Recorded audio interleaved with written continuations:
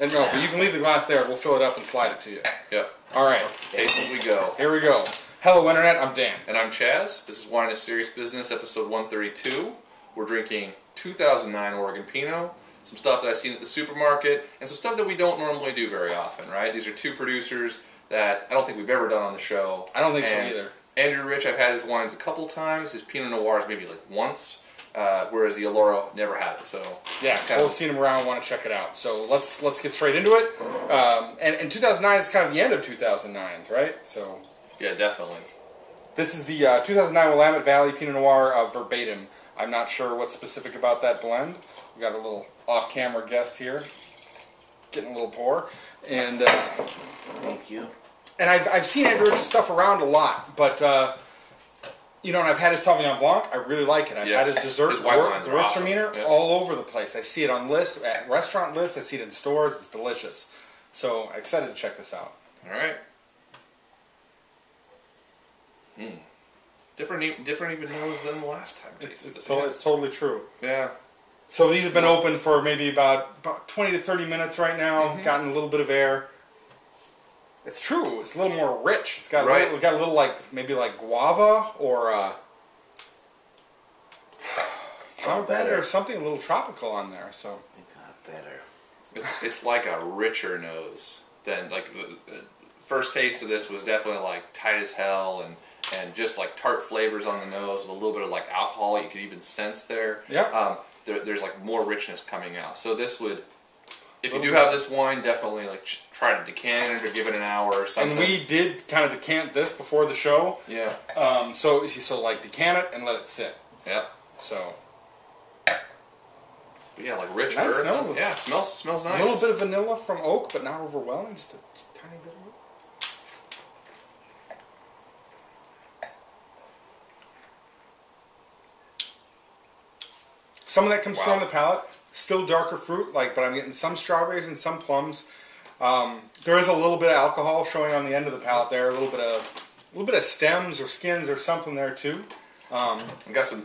The acidity has even picked up a little bit. This got some zippy acidity. I mean, so how do you feel about this acidity? Like, this is okay for my palate, but bordering on too much. Really, for me, yeah. Bordering, and I'm saying like I'm still enjoying it. And I really enjoy the feel of it, like where it hits, where it touches down. But you know, we're getting into. So we get down to the nerd hole for me. I like the intensity, but the texture of it, the way it feels, isn't quite in my wheelhouse, right?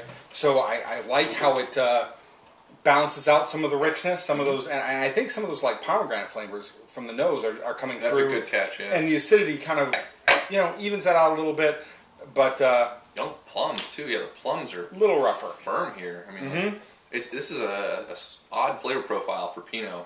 I'm getting like none of the blackberries or cherries or it's like like young plums and pomegranate. Like along with the seeds, like there's a little bit of grittiness in there. When you eat pomegranates, you always get a little bit of seed on there. Yeah, this is a really interesting wine, and unlike a flavor profile unlike that I've tasted in Pinot recently. Yeah. Honestly.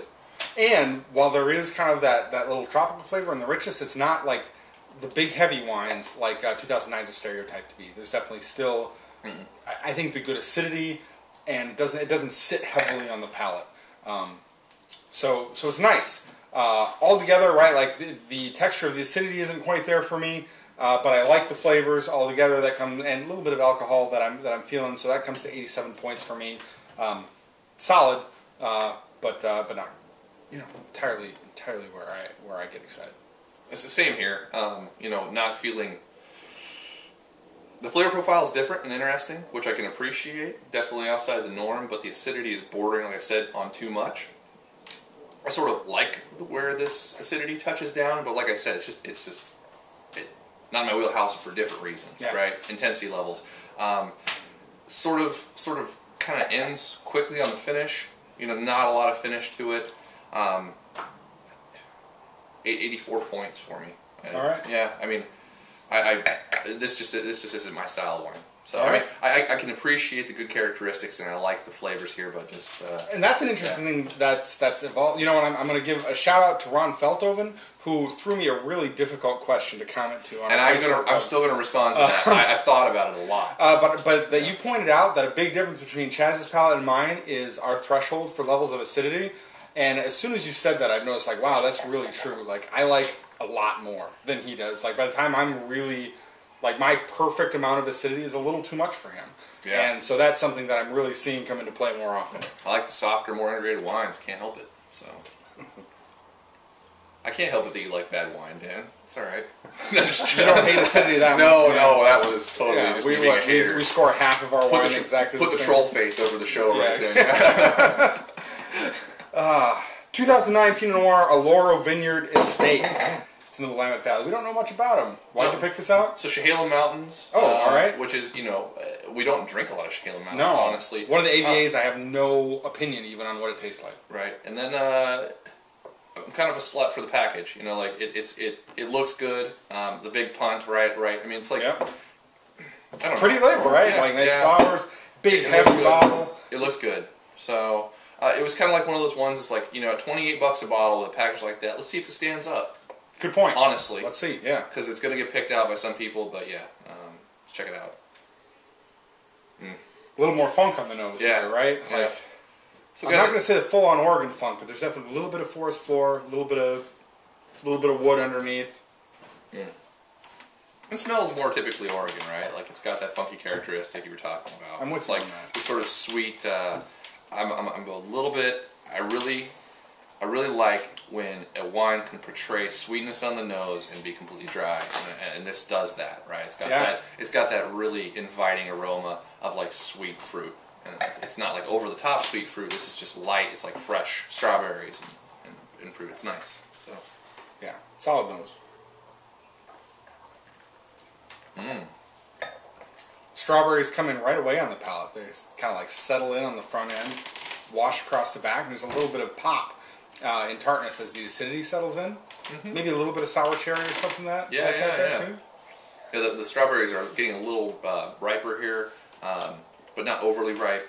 The cherry fruit kind of back, like the tart cherries are kind of what brings up the acidity in the finish, right? It's like it's a mouthful of fruit, but a little bit of earth going on the back end, just a little bit of richness from like oak or something. Totally, just a touch. Yeah, just a touch, which is very nice. You know, we were talking Really nice. We were talking when we tasted these a little earlier that you would never guess this to be 2009 blind. I'm going to take this a step further, and this is fun. We've been doing this for a little while. I'm going to say this reminds me of some 2007s we had on release. Would you disagree? I think I would disagree. Okay. But I would say that it reminds me of 2007s after they've had maybe a year or two in bottle. All right. Because the 2007s for me was a really tough one with acidity. Some people got it completely wrong.